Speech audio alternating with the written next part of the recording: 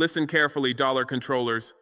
I just accepted BRICS' invitation for Burkina Faso, and from the ashes of your black dollar rises a trade system built on gold and dignity.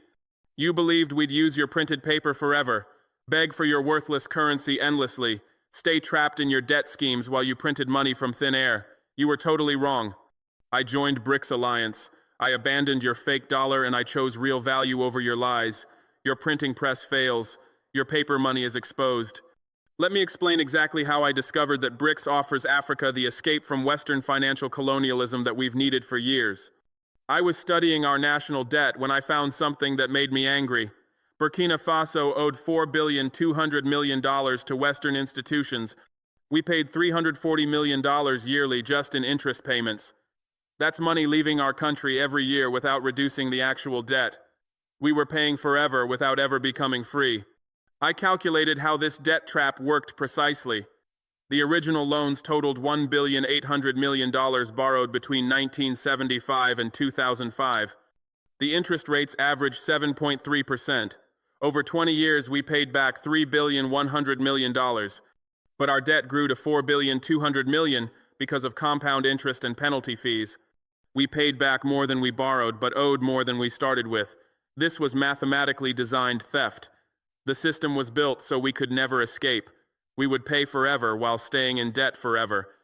This was not lending. This was permanent extraction disguised as development assistance. I investigated who benefited from this extraction. Western banks received the interest payments. IMF charged fees for managing the debt. World Bank added costs for monitoring our compliance. Western consultants earned salaries for advising us.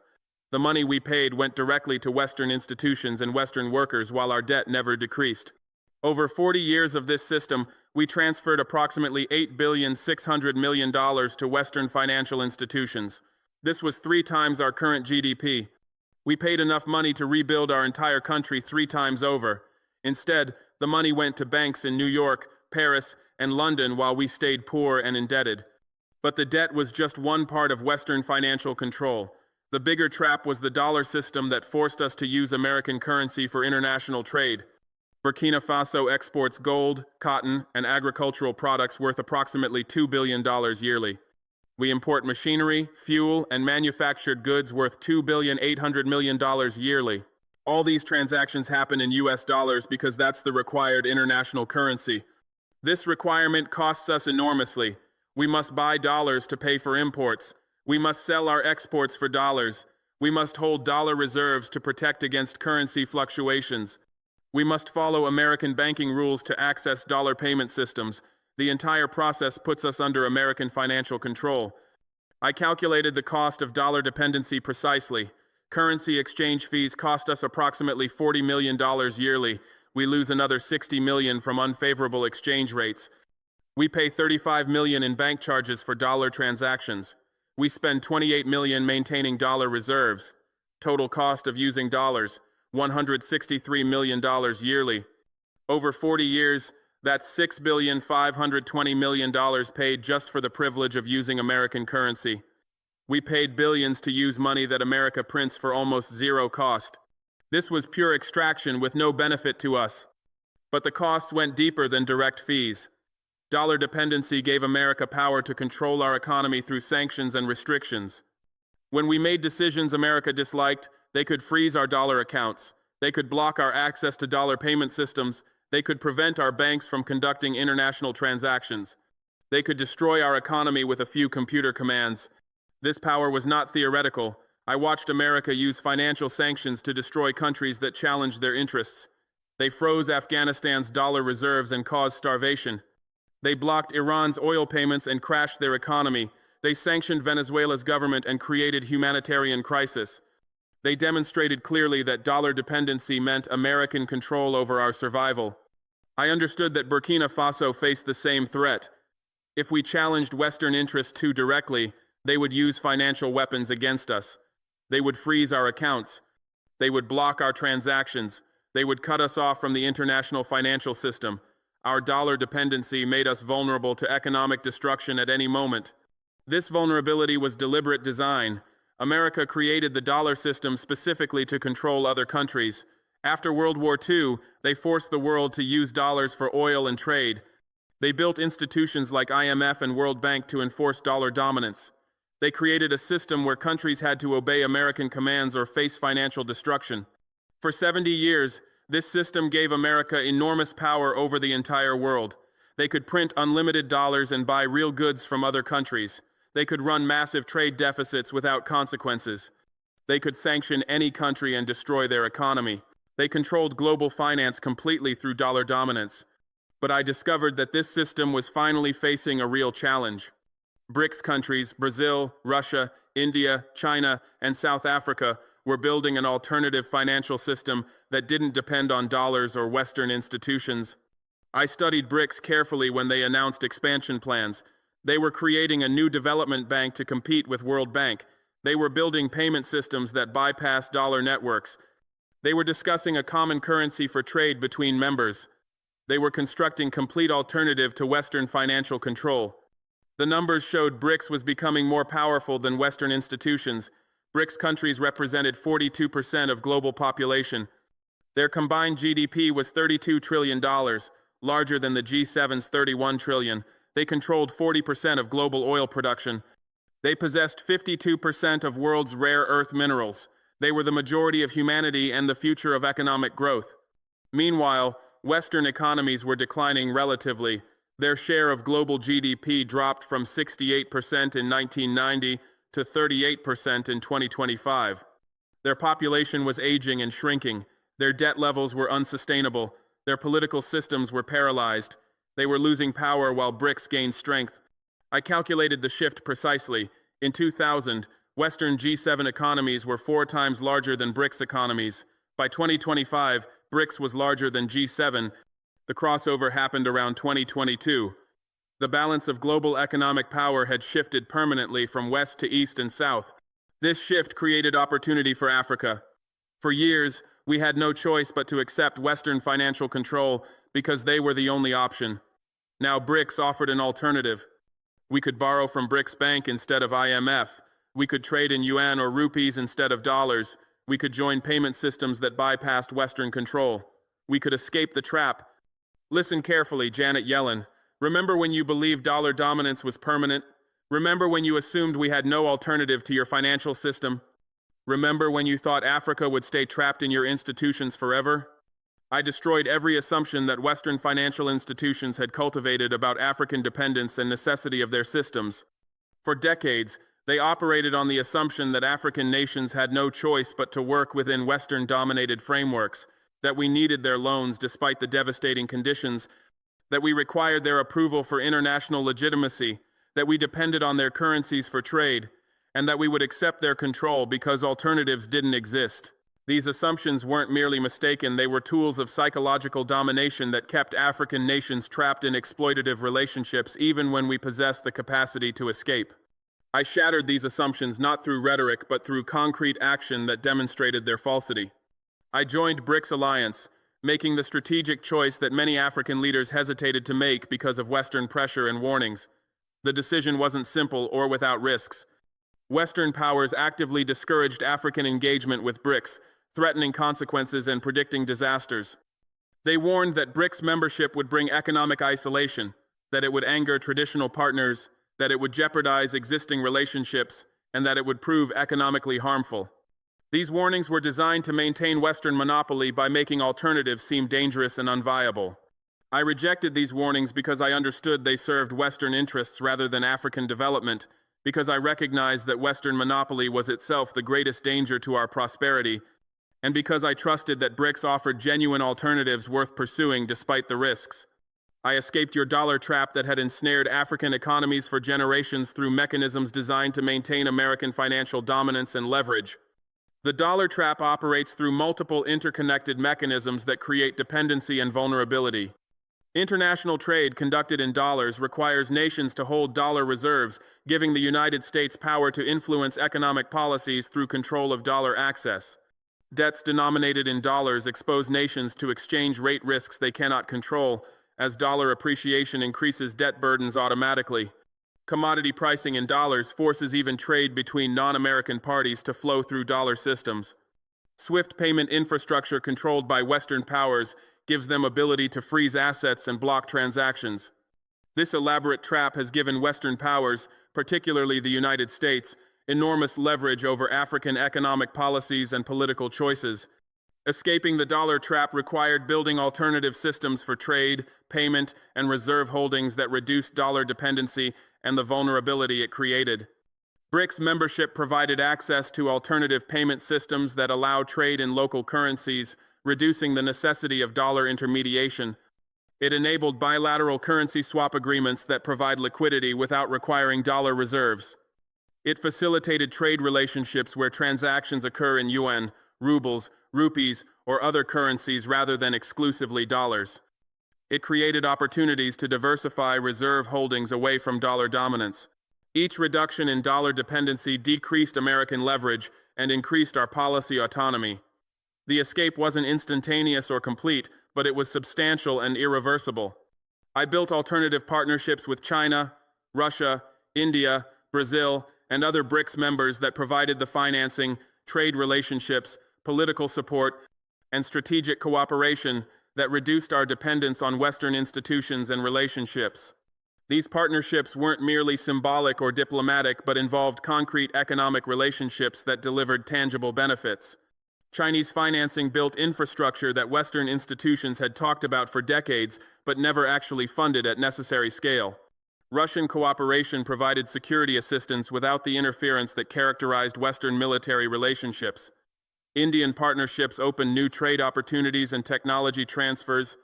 Brazilian collaboration shared agricultural expertise and South-South cooperation models. These alternative partnerships demonstrated that Western dominance wasn't necessary or inevitable, that other nations could provide what we needed without the exploitation that characterized Western engagement. Your monopoly collapsed not through gradual erosion, but through decisive strategic moves that broke Western control comprehensively. The monopoly had seemed unbreakable because Western institutions dominated international finance, because the dollar controlled global trade, because Western powers influenced international institutions, and because alternatives appeared non-existent or inadequate. BRICS expansion shattered this monopoly by creating viable alternatives at sufficient scale to matter. When African nations gained access to financing that matched or exceeded what Western institutions provided, when we could conduct trade without dollar intermediation, when we found political support outside Western frameworks, the monopoly collapsed. The collapse was rapid once alternatives reached critical mass, because the monopoly had always depended on lack of alternatives rather than on genuine superiority of Western systems. Your control ended when we gained alternatives that made Western leverage ineffective and Western threats empty. Control had operated through multiple mechanisms, through loan conditionalities that dictated economic policies, through aid dependence that created political leverage, through dollar dominance that enabled financial pressure, through institutional influence that shaped development strategies, and through diplomatic pressure backed by threats of consequences. All of these control mechanisms depended fundamentally on African nations lacking viable alternatives. Once alternatives emerged through BRICS and other partnerships, the control mechanisms lost their effectiveness. We could reject loan conditions because we had alternative financing. We could ignore political pressure because we had alternative partners. We could resist financial threats because we had reduced dollar dependency. The control ended not because Western powers chose to relinquish it, but because we gained capacity to escape it. Your financial prison is empty because African nations are walking out through doors that BRICS opened, choosing freedom over continued captivity in systems designed to extract our wealth. The financial prison had confined African economies for decades through mechanisms that appeared inescapable, through debt traps that required constant refinancing under increasingly harsh terms, through structural adjustment programs that dismantled our development capacity, through currency arrangements that guaranteed wealth extraction, through trade relationships that kept us as raw material exporters, and through institutional frameworks that subordinated our interests to Western priorities. This prison wasn't maintained primarily through force, but through the belief that no escape was possible, that alternatives didn't exist, that we needed Western institutions despite their exploitation. BRICS shattered that belief by demonstrating that viable alternatives existed and worked better than the prison we'd been confined in. When BRICS announced they were expanding membership beyond the original 5 nations, I immediately recognized the historic significance and strategic opportunity this represented. The expansion signaled that BRICS was transforming from a grouping of large emerging economies into a genuine alternative pole in global affairs, one that could provide comprehensive alternatives to Western-dominated systems. The announcement created a moment of possibility where African nations could join an alliance that represented the future of global economic power rather than remaining trapped in systems representing its past. I understood that this expansion was our chance to fundamentally reorient our international relationships, to escape Western financial colonialism completely, and to position ourselves advantageously in the emerging multipolar world order. I immediately applied for Burkina Faso to join without hesitation or delay that might have cost us the opportunity. The application wasn't merely symbolic, but represented concrete commitment to building alternative partnerships, reducing Western dependencies, and participating in construction of new global systems. The immediacy reflected understanding that historic opportunities don't wait, that early participation brings advantages, and that leadership requires acting decisively when moments of transformation arrive. Other African leaders hesitated, worried about Western reactions, uncertain about benefits, or doubtful about BRICS viability. I acted immediately because I understood the strategic value, because I trusted the direction of global power shifts, and because I believed African nations needed to shape the emerging order rather than merely react to it. The benefits were immediate and enormous. BRICS' new development bank offered us loans at 4.2% interest instead of IMF's 7.3%. Over 20 years, this difference would save us $1,800,000,000 in interest payments. We could borrow the same money for half the cost just by switching from Western to BRICS institutions. But the interest rate was not the most important benefit. BRICS loans came without the policy conditions that IMF always demanded. Western institutions required us to privatize government services, cut public spending, open our markets, and follow their economic rules. These conditions destroyed our industries and kept us poor. BRICS loans had no such conditions. They didn't demand we change our policies. They didn't require we open our markets. They didn't force us to follow their economic model. They offered money and let us decide how to use it. This was real respect for sovereignty instead of colonial control. I calculated the value of this sovereignty. IMF conditions had forced us to privatize our water system, which increased prices by 300% and reduced access by 47%. They made us eliminate farming subsidies, which decreased food production by 23%. They required us to cut health spending, which increased child mortality by 18%. These policy conditions cost us approximately $600 million yearly in economic damage. Over 20 years, that's $12 billion in harm caused by following IMF rules. The conditions were more expensive than the loans themselves. We paid for Western money with destroyed industries and dead children. BRICS financing eliminated this harm completely. We could borrow money and keep our policies. We could develop our economy without Western interference. We could protect our people without IMF approval. The sovereignty was worth more than the money itself. But BRICS offered more than just better loans. They were building complete alternative to dollar-based international payment systems. China created CIP's cross-border interbank payment system that processed transactions in yuan without using dollar networks. Russia built its own payment system after Western sanctions cut them off from SWIFT. India developed rupee trading arrangements with multiple countries. Brazil and Argentina were discussing common currency for South American trade. These systems were connecting into a BRICS-wide payment network that would allow member countries to trade without using dollars at all. We could sell our gold for yuan. We could buy Chinese machinery with yuan. We could trade with India using rupees. We could bypass dollars completely and avoid all the fees and control that came with dollar dependency. I calculated the savings from using BRICS payment systems. The $163 million we paid yearly for dollar transactions would drop to approximately $42 million using BRICS alternatives. We would save $121 million every year just by avoiding dollar fees. Over 20 years, that's $2,420,000,000 kept in Burkina Faso instead of paid to American banks. But the financial benefits were only part of BRICS' value.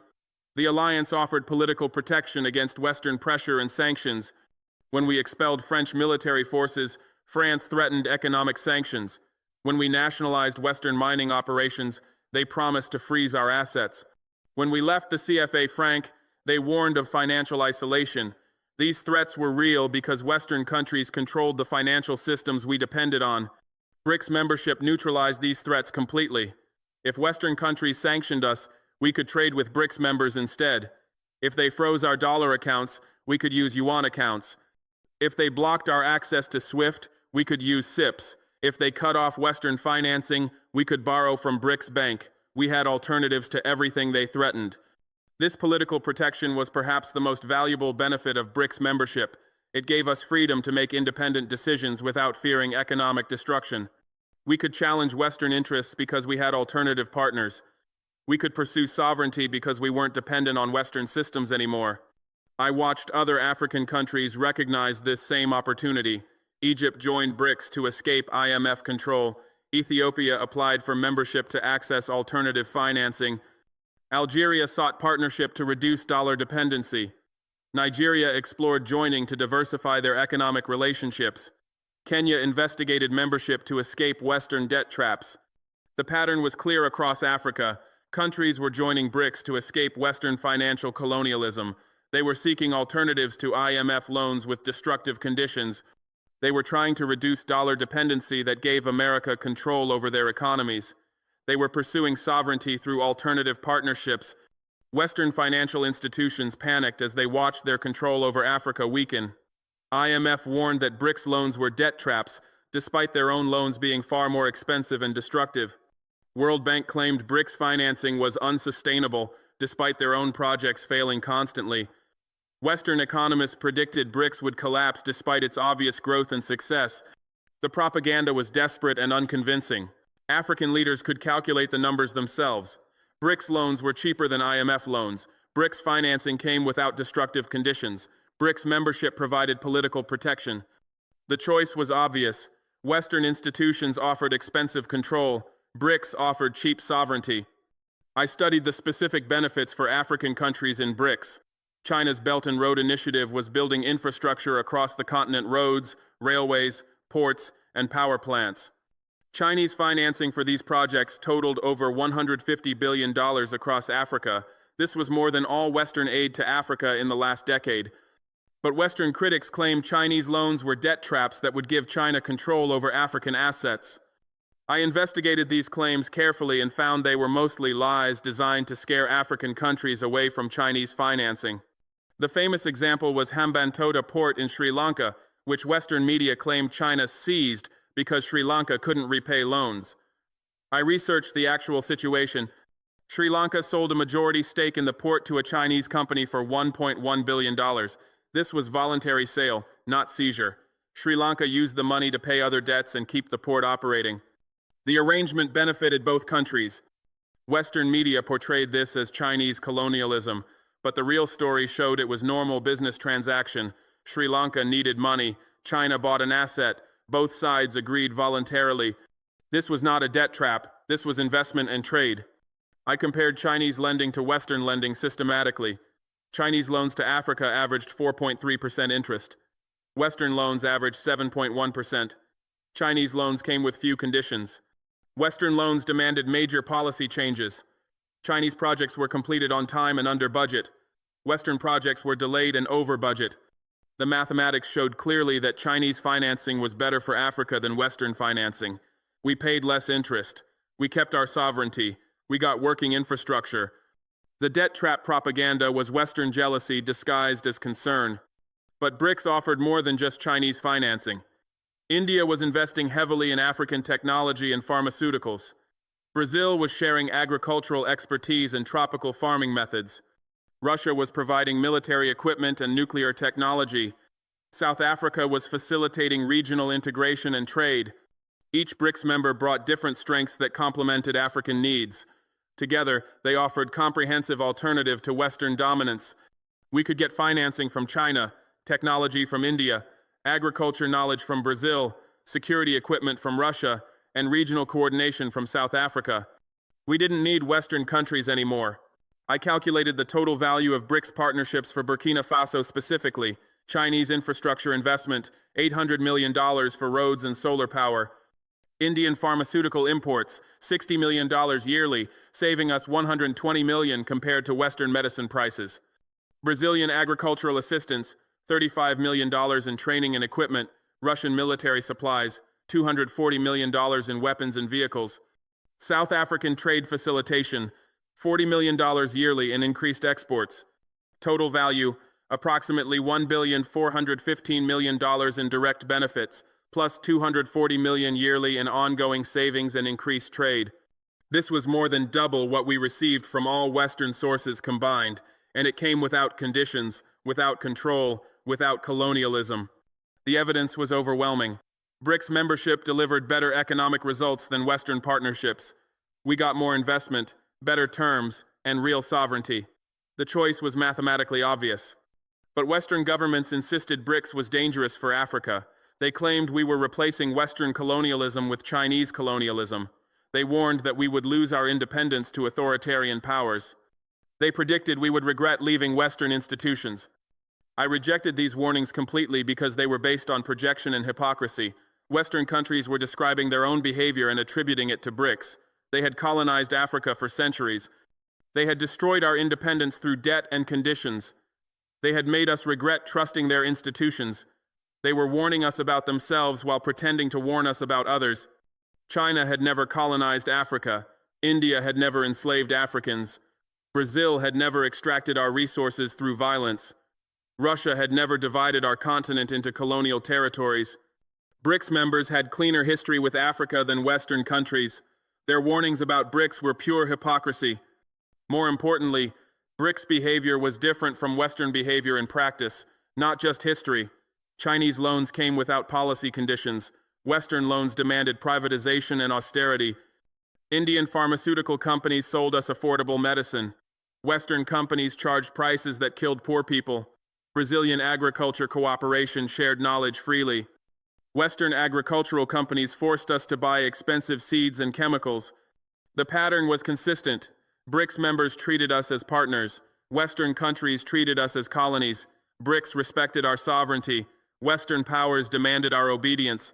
BRICS offered alternatives. Western institutions insisted on monopoly. I documented this difference through specific examples. When we needed financing for solar power project, World Bank offered loan at 6.8% interest with conditions requiring we privatize our electricity sector. BRICS Bank offered loan at 3.9% with no conditions. We chose BRICS and kept our electricity public. When we needed medicine for malaria treatment, Western pharmaceutical companies charged $8 per dose.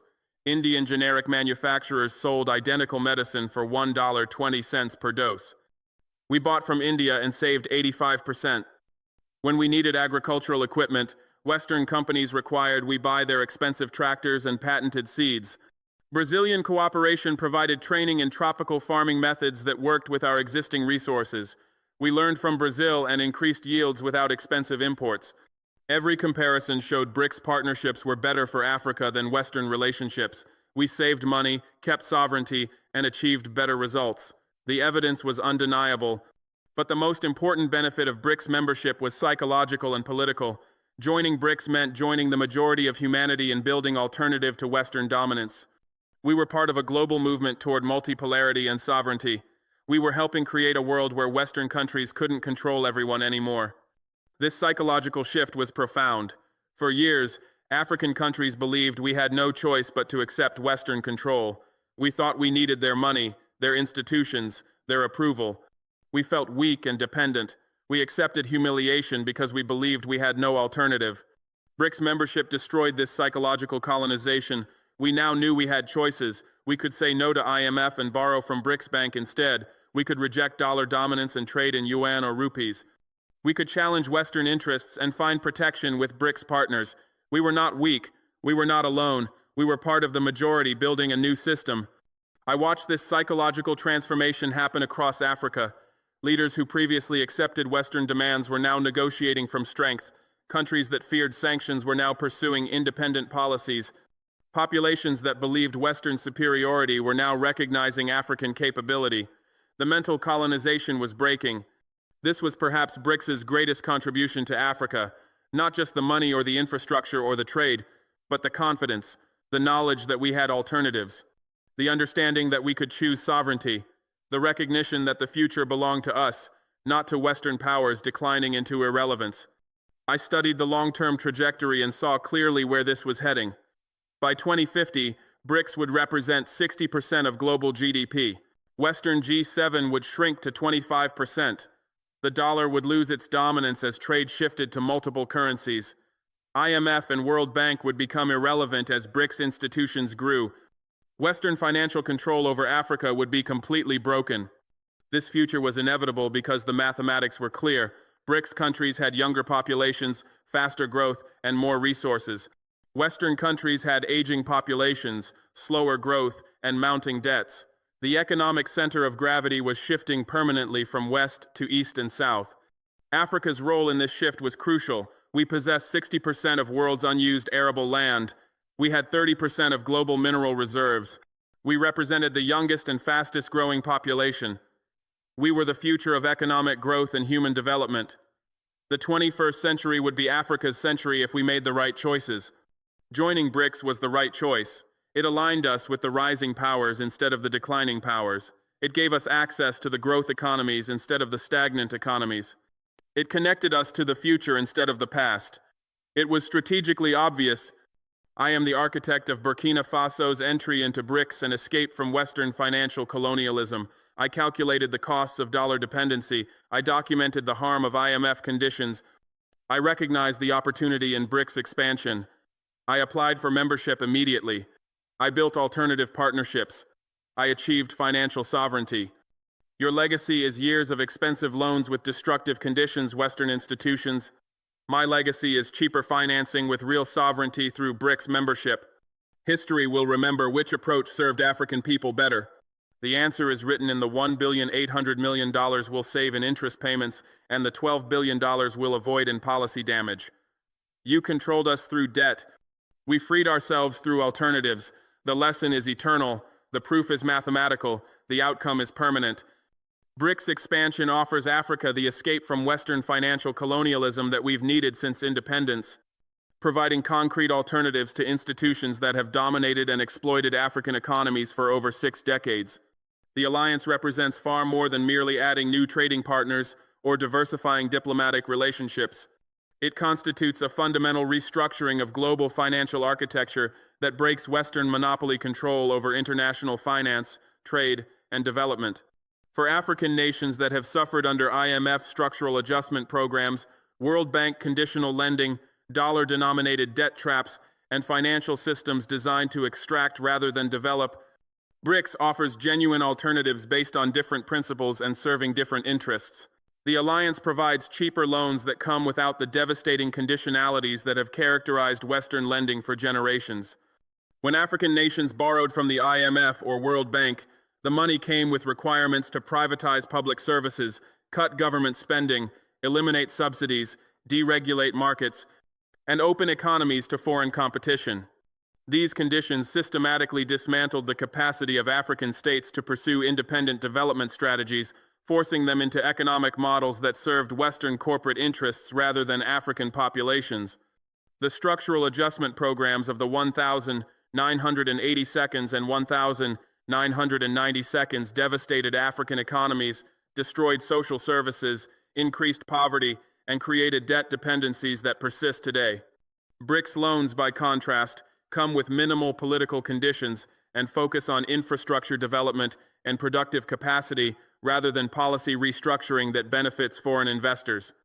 The cheaper interest rates alone represent massive savings that can be redirected toward development rather than debt service. African nations have paid hundreds of billions in interest to Western financial institutions over the decades, money that could have built schools, hospitals, roads, and industries, but instead enriched foreign banks and bondholders. BRICS financing through institutions like the New Development Bank offers significantly lower rates because these institutions aren't designed to maximize returns for private investors, but rather to facilitate development and mutual prosperity among member nations. The savings compound over time, freeing resources that can be invested productively rather than transferred to Western creditors. Better terms extend beyond interest rates to include longer repayment periods, grace periods that allow projects to become productive before debt service begins, and flexibility in restructuring when economic conditions change. Western lenders have historically been rigid and punitive when African nations face economic difficulties, demanding immediate payment, regardless of circumstances, and imposing additional conditions as the price for any flexibility. This rigidity has forced African governments to cut essential services, sell public assets, and implement austerity measures that harm their populations to satisfy foreign creditors.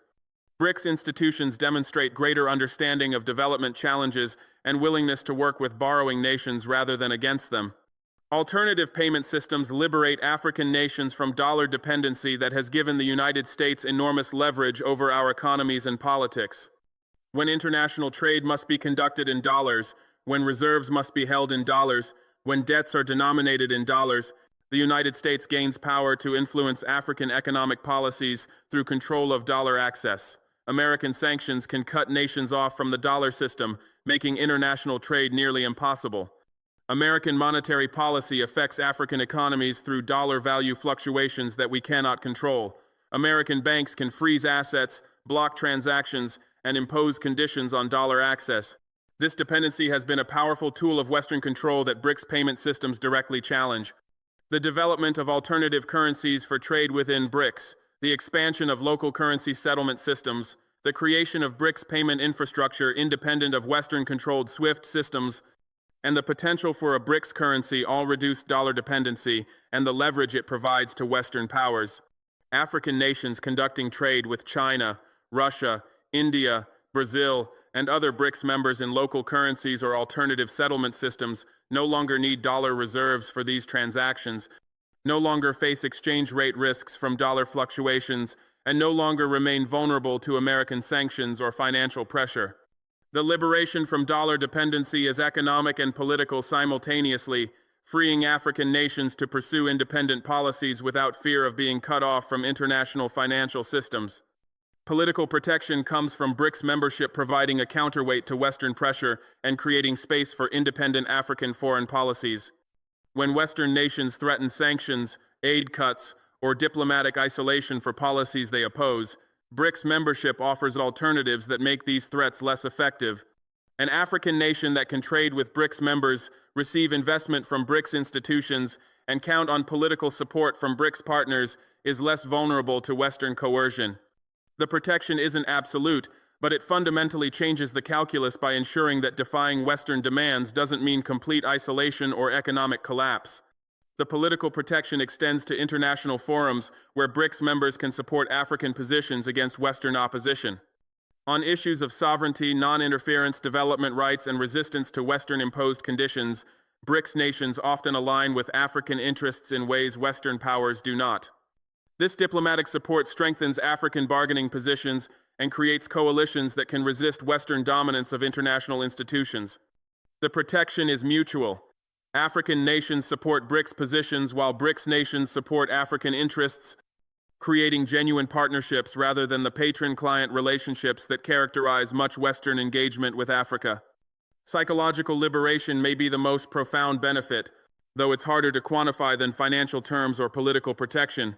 For decades, African nations have been told that Western institutions are the only credible sources of development financing, that Western economic models are the only path to prosperity, that Western approval is necessary for international legitimacy, and that alternatives to Western-dominated systems are unrealistic or dangerous.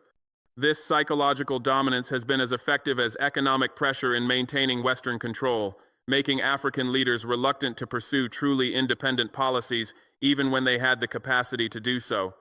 BRICS membership breaks this psychological dominance by demonstrating that viable alternatives exist, that Western institutions are not inevitable or necessary, that other development models succeed, and that independence from Western control is achievable and beneficial. The psychological liberation comes from seeing other nations successfully challenge Western financial dominance, from experiencing concrete benefits of alternative partnerships, and from gaining confidence that Africa can chart its own course without Western permission or approval.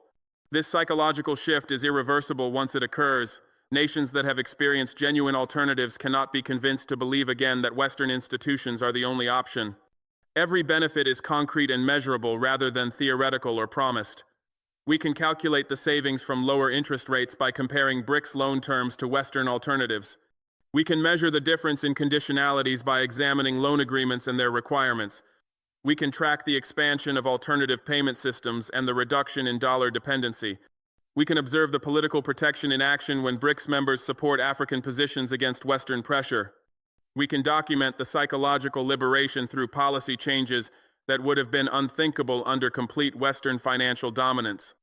The benefits aren't abstract claims about future possibilities, but present realities that African nations are experiencing now.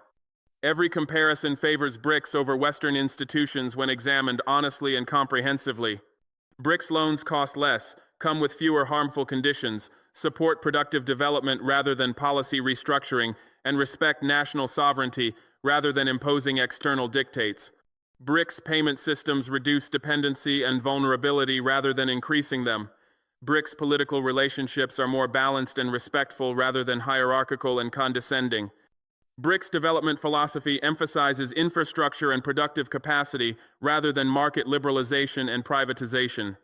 BRICS institutions are more flexible and understanding of development challenges rather than rigid and punitive. On every dimension that matters for African development and sovereignty, BRICS offers superior alternatives to Western institutions. The comparison isn't even particularly close when you examine actual outcomes rather than Western propaganda about their institutions' supposed superiority. African nations that have increased engagement with BRICS have generally experienced faster growth, greater infrastructure development, more policy autonomy, and stronger sovereignty than those remaining primarily dependent on Western institutions. The correlation isn't perfect because many factors influence development outcomes, but the pattern is clear and consistent enough to demonstrate that BRICS engagement benefits African development in ways Western institutional relationships have not. Africa's role in BRICS is not as junior member or dependent client repeating the subordinate relationships that have characterized our engagement with Western institutions. This distinction is crucial because it represents a fundamentally different model of international economic relationships. In Western-dominated institutions, African nations have always been subordinate. We receive loans on terms set by others, we implement policies designed by others, we accept conditions imposed by others, we participate in governance structures where we have minimal voice, and we remain perpetually positioned as recipients of assistance rather than equal partners. This subordination has been structural and systematic, built into the very design of institutions like the IMF and World Bank. BRICS offers a different model where we are partners in building new global system based on mutual respect and shared prosperity rather than hierarchy and extraction. The partnership model means African nations participate in designing institutions and policies rather than merely implementing what others decide. It means our interests receive genuine consideration rather than being subordinated to Western priorities. It means we have meaningful voice in governance rather than token representation. It means relationships are negotiated between relative equals rather than dictated by dominant powers to subordinate clients. The difference between partnership and clientage is fundamental and transforms the entire nature of international economic relationships. We bring resources, markets, and population that BRICS needs, making us valuable partners rather than charity cases or subordinate dependents. Africa possesses vast natural resources that BRICS economies need for their continued development and industrialization. We offer growing markets with over 1 billion consumers whose purchasing power will increase as our economies develop. We provide young, growing populations while many BRICS nations face aging demographics and labor shortages. We control strategic geography, connecting major trade routes and regions. We offer investment opportunities in underdeveloped sectors with high growth potential. These assets make Africa genuinely valuable to BRICS, creating basis for partnerships of mutual benefit rather than one-sided relationships where we depend on their generosity. They bring financing, technology, and political support that we need for our development and sovereignty. BRICS nations, particularly China, have demonstrated capacity to finance massive infrastructure projects that Western institutions claim to support but rarely actually fund at necessary scale. They possess technologies appropriate for developing economies rather than only the most advanced and expensive systems. They offer political support for African sovereignty and non-interference principles that Western powers frequently violate. They provide alternative markets for African exports, reducing dependence on Western consumers. They share development experiences from their own recent histories that are more relevant to African conditions than Western models. These contributions address real African needs in practical ways, The relationship is balanced and beneficial for everyone rather than exploitative arrangements where one side gains at the other's expense. BRICS nations benefit from African resources, markets, and strategic position. African nations benefit from BRICS financing, technology, and political support. Both sides gain from reduced Western dominance and increased multipolarity in global affairs. Both sides benefit from alternative institutions that operate on different principles than Western-dominated systems. The mutual benefit creates sustainable partnerships rather than the unsustainable extraction that has characterized Western engagement with Africa. When both sides benefit genuinely, relationships endure and deepen. When only one side benefits, relationships eventually collapse as the exploited party seeks alternatives. Western financial dominance over Africa is ending after 6 decades of control that extracted our wealth, constrained our sovereignty, and prevented our genuine development. The ending isn't sudden or complete, but the trajectory is clear and irreversible. Western institutions are losing their monopoly position as African nations gain access to alternatives.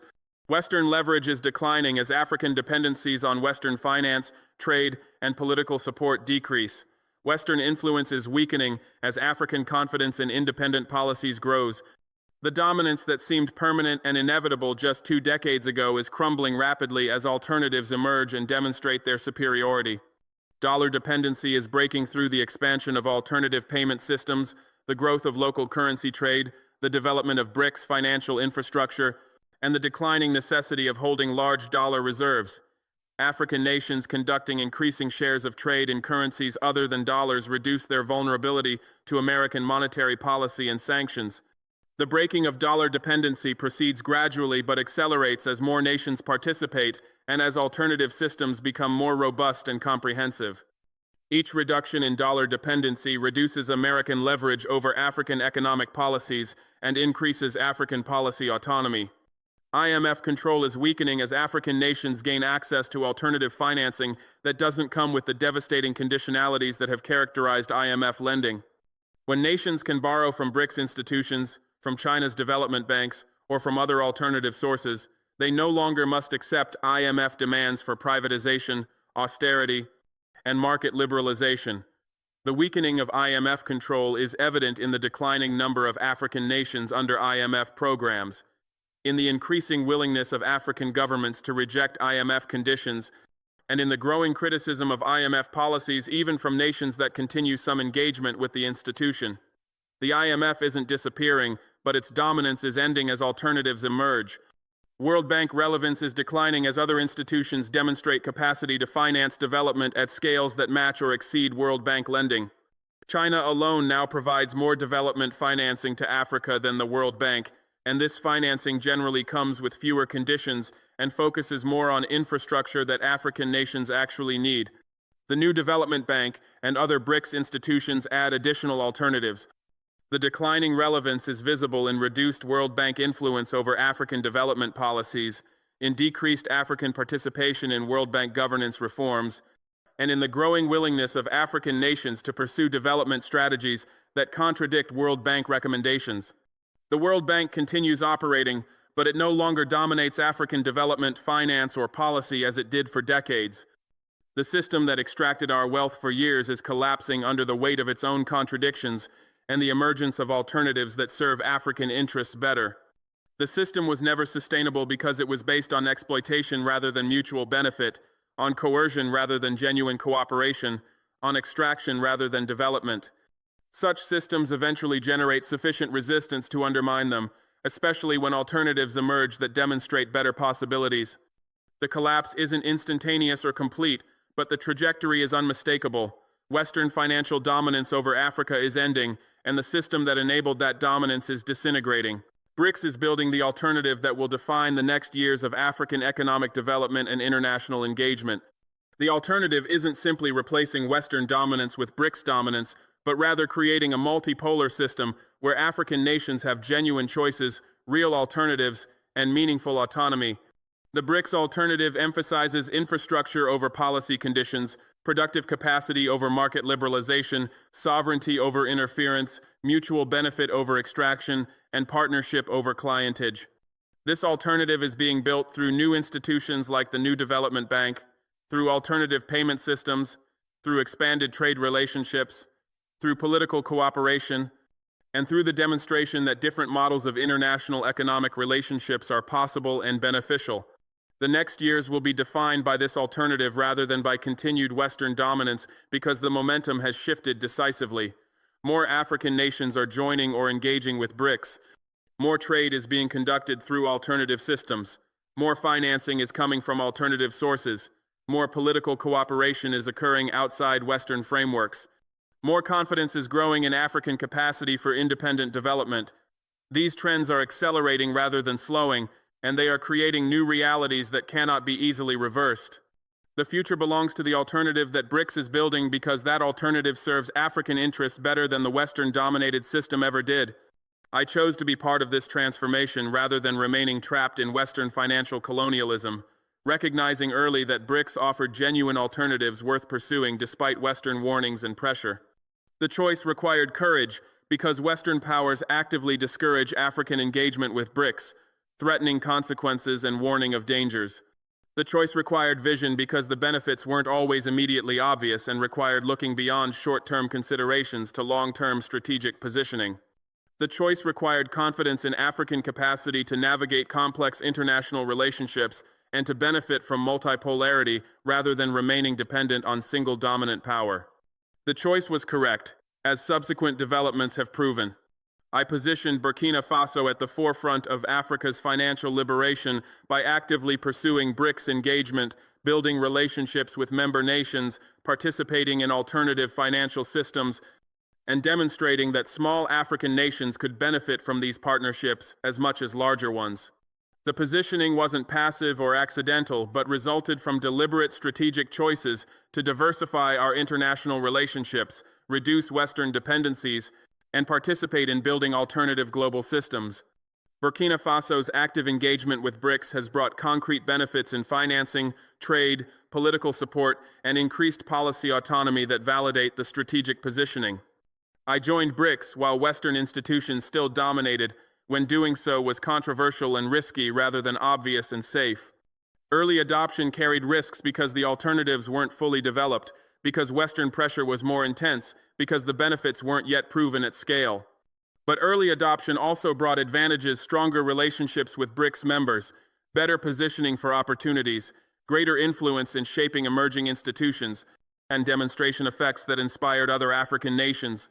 The early engagement has paid dividends as BRICS has expanded and strengthened, vindicating the decision to join before dominance shifted completely. I built the partnerships that will carry us into the multipolar future by investing in relationships with China, Russia, India, Brazil, and other BRICS members, by participating in BRICS initiatives and institutions, by demonstrating Burkina Faso's value as a partner, and by consistently supporting the development of alternative global systems. These partnerships are strategic investments in our long-term future, relationships that will become increasingly valuable as multipolarity deepens and as Western dominance continues declining. The partnerships position Burkina Faso to benefit from the emerging global order rather than being disadvantaged by it. I made the strategic choice that will be obvious to everyone within a decade, as the benefits of BRICS engagement become undeniable and as more African nations follow the path we pioneered. Within 10 years, African engagement with BRICS will be mainstream rather than controversial, obvious rather than risky, celebrated rather than criticized. The strategic foresight of early engagement will be recognized, and the nations that waited will regret their hesitation. The choice that seemed bold or even reckless to some observers will be vindicated by results that make the wisdom obvious in retrospect. Your monopoly is broken, Western financial controllers, shattered by the emergence of alternatives that African nations are eagerly embracing. The monopoly that seemed permanent and unchallengeable just 2 decades ago has been decisively broken by BRICS expansion, by Chinese development financing, by alternative payment systems, by new institutions, and by African determination to escape financial colonialism. You can no longer dictate terms because we have alternatives. You can no longer impose conditions because we can refuse and seek financing elsewhere. You can no longer threaten isolation because we have other partners. The monopoly is broken, and it cannot be restored. Your institutions are declining in relevance, influence, and legitimacy as African nations turn increasingly to alternatives that serve us better.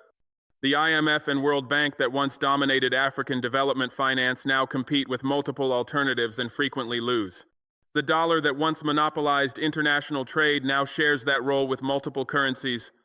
The SWIFT system that once controlled international payments now faces competition from alternatives.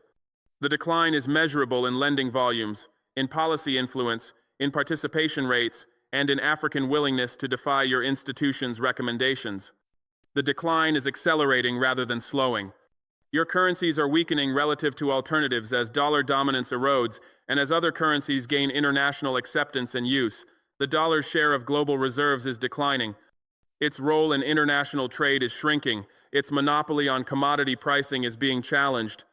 These trends reflect fundamental shifts in global economic power and in the willingness of nations to accept dollar dominance. The weakening is gradual but persistent, and it reduces American leverage over nations that no longer depend so heavily on dollar access. Your control is ending as African nations gain autonomy through alternative partnerships, reduced dependencies, and increased confidence in independent policies. You can no longer control our economic policies through loan conditions. You can no longer control our political choices through aid threats. You can no longer control our international relationships through diplomatic pressure. You can no longer control our development strategies through institutional influence. The control that defined your relationship with Africa for 6 decades is ending because we have alternatives and because we've chosen to use them. We escape through BRICS by embracing the alternatives that organization offers and by building partnerships that reduce our vulnerabilities to Western pressure. The escape isn't complete or total, but it's substantial and growing. We've escaped dollar dependency through alternative payment systems. We've escaped IMF control through alternative financing. We've escaped World Bank dominance through alternative development partners. We've escaped Western political pressure through alternative diplomatic relationships. Each escape strengthens our sovereignty and increases our capacity for independent development. We succeeded by choosing alternatives rather than remaining trapped in Western-dominated systems that served your interests rather than ours. The success is measurable in faster growth, greater infrastructure development, increased policy autonomy, and stronger sovereignty. The success validates the choice to embrace alternatives despite Western warnings and pressure. The success inspires other African nations to follow the same path, creating momentum that accelerates the transformation. The success proves that Western dominance wasn't inevitable or necessary, that alternatives work better, and that African nations can prosper through partnerships based on mutual respect rather than exploitation. The victory is permanent because the transformation is based on structural changes in global power distribution and in African consciousness that cannot be easily reversed. You cannot restore your monopoly because alternatives now exist and are proven to work. You cannot restore your control because we've experienced autonomy and will not voluntarily surrender it. You cannot restore your dominance because we've built relationships and institutions that provide alternatives to your systems.